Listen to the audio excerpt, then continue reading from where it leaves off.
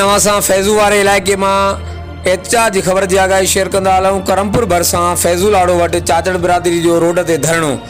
कंदकोट में हथियारबंद नथां क़तल थियल अली खान चाचड़ यूसुफ चाचड़ जा लाश फैज़ू स्टाफ वटि इंडस हाईवे ते रखी रोड ब्लॉक करे वारसन पारां रोड ते धरणो हयो वियो।